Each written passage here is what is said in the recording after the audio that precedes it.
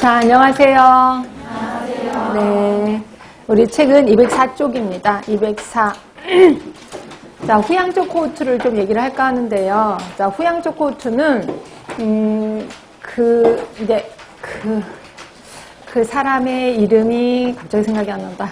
그 사람, 달가힐이요. 그러니까 달가힐이라는 사람이 그때 당시에 그 폐암의 원인이 담배 흡연이다라고 얘기를 했었어요. 그때 담배 회사가 아니 증거를 대라. 어떻게 담배가 폐암의 원인이냐라고 이제 증거를 대라고 싸움이 벌어진 거예요. 그래서 이제 국가 차원에서 이제 빨리 이 사실을 밝혀야 되잖아요. 그러면 원래 미국에서는 코호트 연구를 주로 할 때잖아. 근데 코호트 연구를 하려면 시간이 엄청 걸리니까 안 되잖아요. 지금 빨리 결론을 내야 되니까. 그래서 정부에서 달가힐 연구소에 가서 빨리 이거를 원인을 밝혀라라고 한 거예요. 그래서 이제 달가힐이 고민을 한 거죠.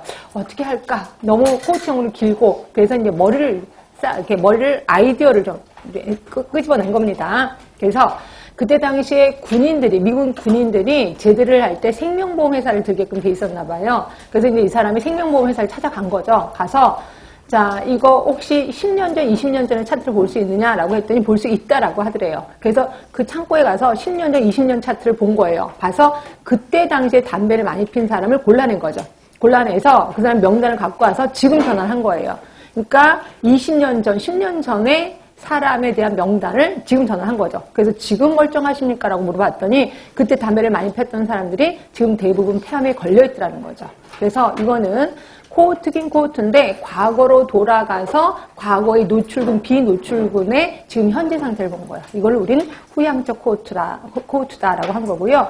그때 달가힐은 이것만 한 게 아니라 환자 대조군도 동시에 같이 했습니다. 결국 환자 대조군, 후양적 코호트를 그때 처음 만들었다라고 보시면 돼요. 달가힐이. 자, 그러면 거기 일단 1번을 볼게요. 자, 과거 기록의 근거를 두고 질병의 원인에 폭로된 사람, 그냥 폭로되지 않는 사람이 현재 질병을 갖고 있다 없다. 요거를 비교한 거다라고 보시면 되고요. 그러면 저번 주에 배우긴 했는데 지금까지 배웠던 걸 잠깐만 얘기를 할게요. 자, 이거 자, 하나는 과거입니다. 그리고 또 하나는 현재. 그 다음에 이제 미래. 자, 저번 주에 배웠던 코호트 연구는 시작이 언제부터 시작하냐면 현재부터 시작합니다. 현재의 노출군, 비노출군. 담배 핀 사람, 안 핀 사람의 뭐를 보는 거예요? 예, 미래를 보는 겁니다. 미래 어떻게 될 건데 라고 보는 겁니다. 이걸 우리는 코호트 연구라고 하는 거고요. 자, 반면에 후양적 코호트는 과거야. 과거의 노출, 비노출군. 과거에 담배 핀 사람, 안 핀 사람의 뭐를 보는 거예요? 현재를 보는 거예요. 현재. 이거를 우리는 후향적 코호트라고 하는 거죠. 자, 그러면 환자 대조군은 뭔데? 환자 대조군은 언제 볼까요? 미래를 볼까요? 과거를 볼까요? 현재를 볼까요? 현재를 봐야지.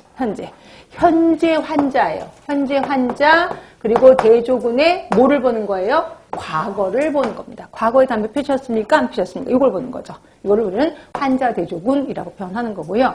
그래서 지금 스타트가 다릅니다. 스타트가. 그리고 대상자도 달라요. 그렇죠? 그래서 이렇게 해서 정확히 알아두시고 나중에 이제 기출 문제 풀어보시면서 이거를 이제 이렇게 읽는 방법. 아, 이거는 현재를 얘기하는 거구나. 이건 과거를 얘기하는구나. 이거를 이제 기출 문제 풀면서 제가 대답을 그때 또 다시 풀어보도록 하겠습니다. 하여튼 후양적 코호트 얘기를 했고요. 자, 요거까지가 우리가 2단계 분석역학이라고 얘기를 했고, 그 다음에 3단계인 실험역학. 자, 실험역학에서는 종류가, 물론 사람을 대상으로 실험을 잘 안 하긴 하지만, 그래도 임상실험이 있고 지역사회 실험이 있어요. 자, 임상실험 하면은 병원에서 하는 거예요. 그래서 대부분 그 약의 효과, 이런 거를 보기 위해서 임상실험을 하는 거죠.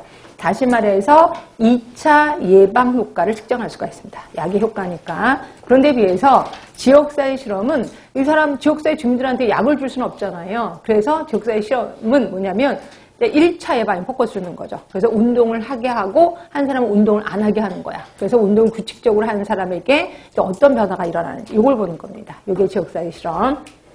자, 그러면 여러분들 꼭 그렇게 얘기를 하더라고요. 그럼 코호트 연구랑 다른 점은 또 뭔데요? 이렇게 얘기하더라고요. 그러니까 지역사회 실험은 강제로 운동을 하게 하고 운동을 안 하게 하는 거야. 그런데 코호트 연구는 운동 한 사람, 안 한 사람. 이건 자연적인 거죠. 그 사람을 추적조사한다라고 보시면 되고.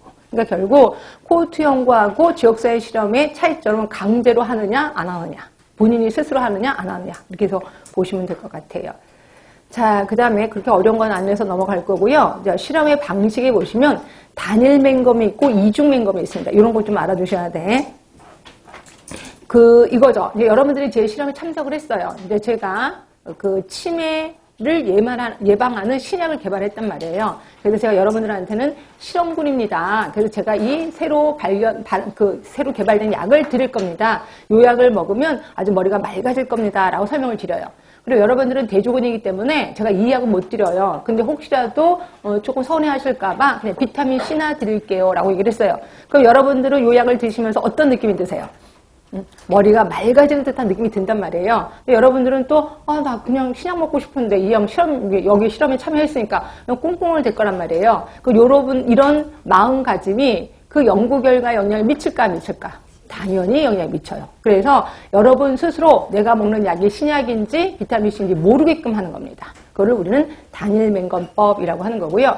자, 그런데 단일맹검법에서는 누구는 아냐면 이 연구자는 안단 말이에요.